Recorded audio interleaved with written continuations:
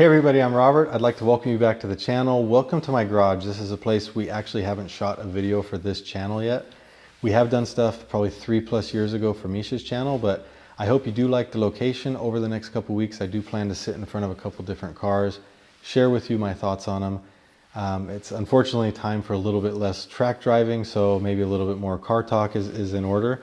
But yeah, why are we here? How did we get to this point that I'm announcing that I'm going to buy an E30 M3 and turn it into a project car? It's actually quite interesting because it really is your guys' fault. I was sitting down and first of all, thank you guys so much for everything you've done to get this channel close to 50,000 subs. We're almost there, should happen any day now.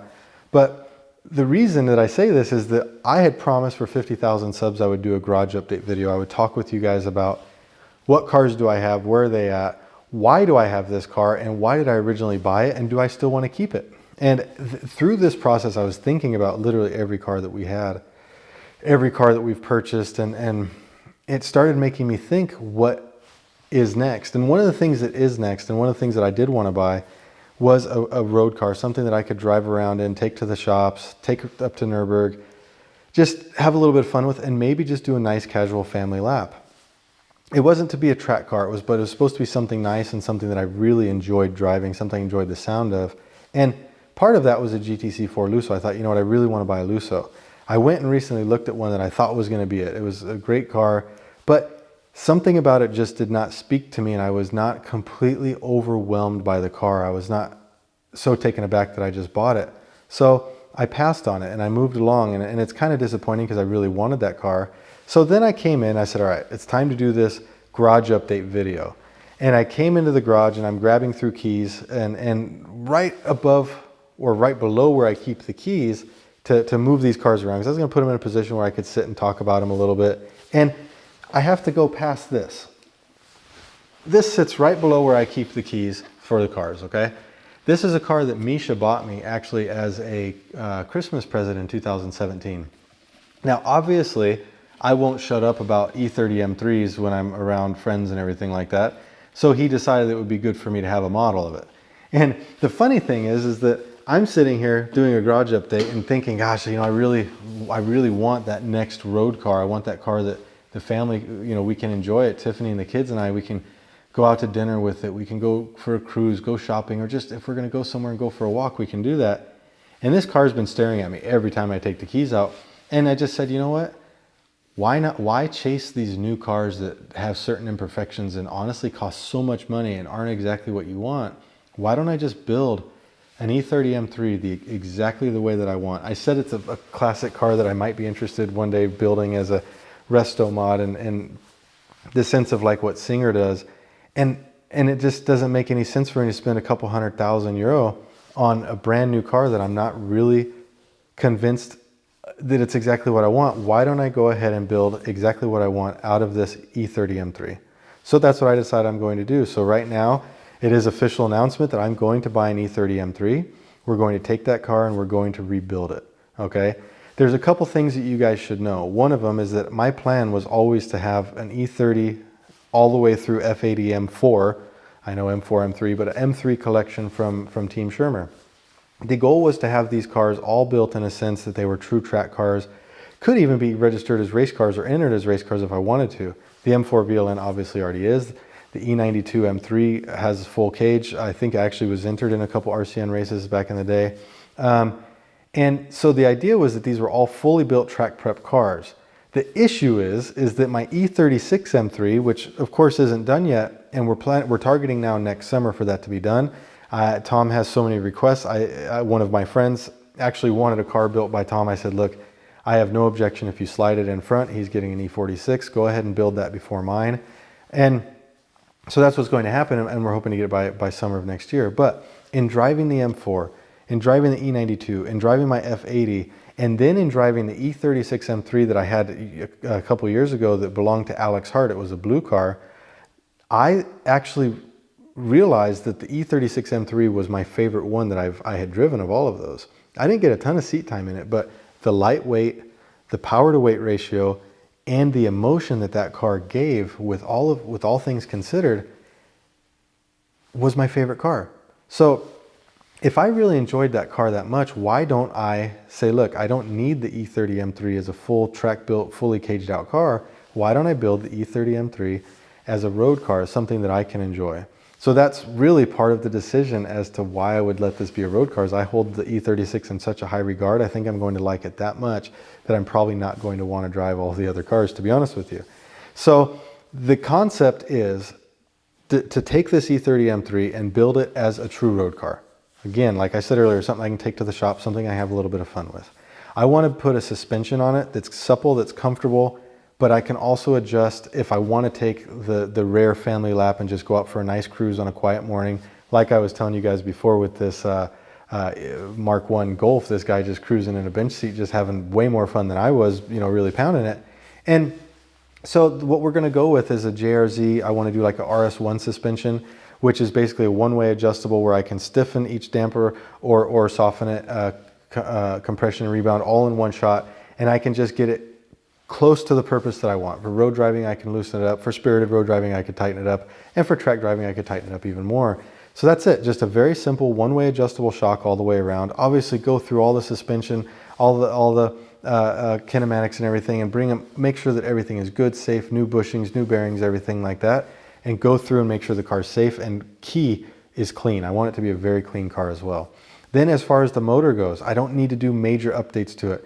I want to make sure that the exhaust sounds very nice. So I want to go through the exhaust system and make sure it has a nice clean sound to it. I want to make sure the motor has no oil leaks, is fresh, not burning oil, things like that. I don't need to go with a crazy rebuild. I want a nice, reliable, simple motor, and I want to have a nice carbon airbox in it. And that's the key thing, is just a nice, simple drivetrain that's well maintained and up to date. If I find a car that's got higher miles on it, then it's going to get a full motor rebuild. If there's any question about it, the motor is going to get fully rebuilt. Regardless, we're not going to go through a project like this and not do that. The transmission will either be a new transmission or we'll rebuild the current one and just go through the drivetrain in that manner. Now, when it comes to the paint of the car, I want it to be a very clean car. So I do want to paint the entire car. That's top, bottom of the hood, inside the engine bay, basically 100% of the car. So I want the car taken completely down to a shell essentially and repainted so that it has a nice flow all the way through. So that's going to be a key part. So with that, I'm going to be looking for a painter that's either in the Nürburgring area or the Kaiserslautern and Ramstein area, because I want it to be close. I want to be able to have contact with them and work with them on the project. So if you guys know of anybody that might be a qualified shop, a skilled shop, let me know. I would definitely, I'm looking for painters in that regard. When it comes to the interior of the car, before it was going to be this full caged out, full race car, but that's not the case anymore. I actually want to have 4 seats in it. I want to have comfortable seats in it, and I want to do it all in a leather that is not necessarily BMW's leather. I'm not looking for original BMW style seats. I'm actually looking for seats that are comfortable, that fit this resto mod, a little bit more modern styling, kind of like I've mentioned several times before, this Singer style, what they do with the Porsche. And that's really what I'm after. So the inside is going to get a very clean treatment, a very up-to-date treatment. I haven't decided if I'm even going to bother putting a stereo in it or not. If I do put a stereo in, it's going to have, you know, connectivity to phones and Apple CarPlay and things like that. And if I don't put a stereo in it, I'm just going to have nice clean door panels, a nice clean dash, maybe some switching there for different systems. But I want it to just be a really cool, comfortable, and classy car. That's really the idea behind it. I haven't decided on a color. I look at this red and I think red's awesome. I love silver, a metallic silver. I think it shows the lines of a car really well and it's moody. So a lot of these design aspects are still open. Why don't you guys tell me what you guys would build? What color exterior, what color wheels, and what color interior would you do as a combination? Would you go gold wheels, silver and black? Would you go black? You know, just go through the different parameters and tell me what you think you would do on your E30 M3 build, knowing that it's not going to need to retain this 100% stock concept. So the things that I'm looking for now is I need a paint shop and I need an upholstery shop. I know a upholstery shop that did some work on the 675 LT Spider. When I bought that car, I didn't like the seats. I actually spec'd the car and ordered it, and the blue that McLaren did on the seats was not matching the exterior paint close enough. So we took it all off and redid them. They did a fantastic job, but I'm looking for a shop that wants to work with us here more in the region, because I don't want to be driving 3 hours plus just to go look at the upholstery each couple days. So I'm looking for upholstery shops and I'm looking for painters. And something that excites me about this project is the whole concept that we talk about so much, fast car slow versus slow car fast. That's one topic, but the other one is bought versus built. Now, I spent a lot of time speccing these cars. You know, obviously I didn't buy the GT2 new. That was a car that I found used with, I think, 4,000 kilometers on it. But the other cars I spent a lot of time speccing. But the GT2 I did spend a lot of time locating one with my specs. But the other cars, I spent a lot of time making them mine. How do I want, where do I want the carbon? Where do I want the paint? What color do I want? Even making sure that the cars went well together. It was important for me that these three cars actually could sit in the same garage and look good together and not contrast each other. And that was a lot of work. And so with that, I have a certain connection with these cars, but I didn't build them. I didn't go through and truly take the car apart and have our teams put this car back together and work directly with the upholstery shop and work with all these people. And that's something that I'm really excited to do. I'm really excited to say that I have a car that I built from beginning to end, and I'm excited to share that with you guys. Now, I'm not going to say that I bought this car as a YouTube project car, because I think you guys probably know I'm not regimented or what would you say, structured enough to do that for this channel, but I am going to do my best to share it with you guys.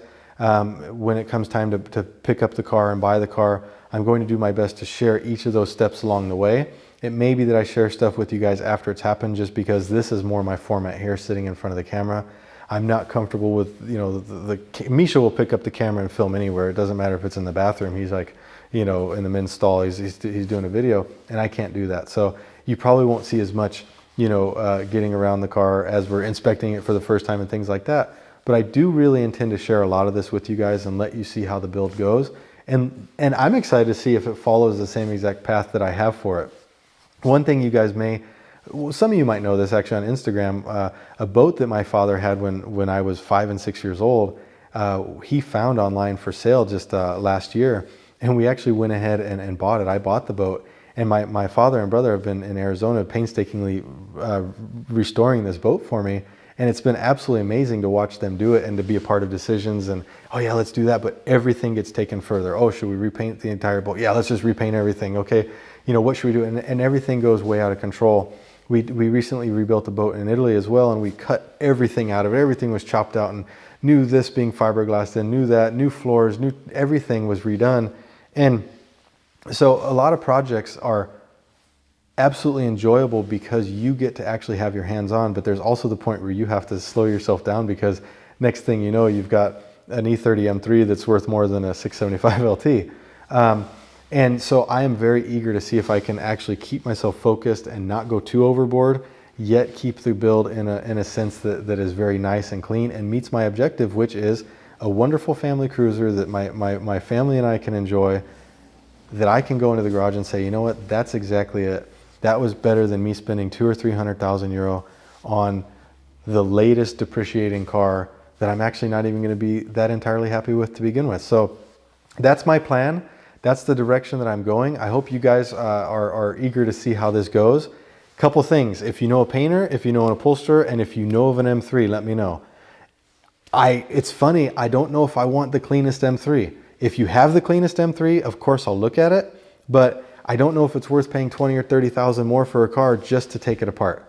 Obviously it needs to be rust free, it needs to be in good shape, it needs to be a good starter platform, but I don't know if I need the latest Evo 2 with, you know, every single thing done. But by all means, if you've got something, send it to me, show it to me.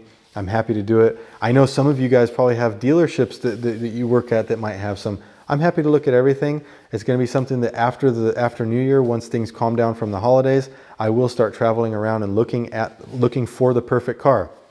If you guys want, and we go look at your car and it truly is for sale and you want us just to make a quick video about it, I'm sure we'll do that too if it's not the right one for us. But I'm just eager to start this process, and I'm eager to go down and finally have made a decision that I'm going to build this E30 M3 after all these years. I don't want to say it's my dream car, but I'm finally buying my dream car. I'm just excited to be finally doing a project with cars because I haven't really had a hands-on project. I do want this to be something we build. I want to do a lot of the work at Apex.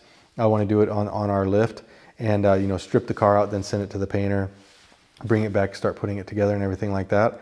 So it's something that we truly will get to have hands-on. I'm excited to share this with you guys. Like I said, let me know if you know any of these shops, painters, upholsterers, or if you have an M3 available. And thank you guys so much again for everything you've done for the channel, for the progress that we've made. I'm looking forward to the next 50,000 if we ever get there. No expectations, but we'll see. I think I've said it many times, I'm torn on that because the reality is I like this smaller community. I think that we have a better connection and we know what we're actually striving for, and that's actually to communicate and talk about these things. So again, thank you guys. You've done it all. You're all tier 1, and I'm excited to build an M3. Yeah, we'll stay tuned and see how this progress goes, huh? Take it easy, guys.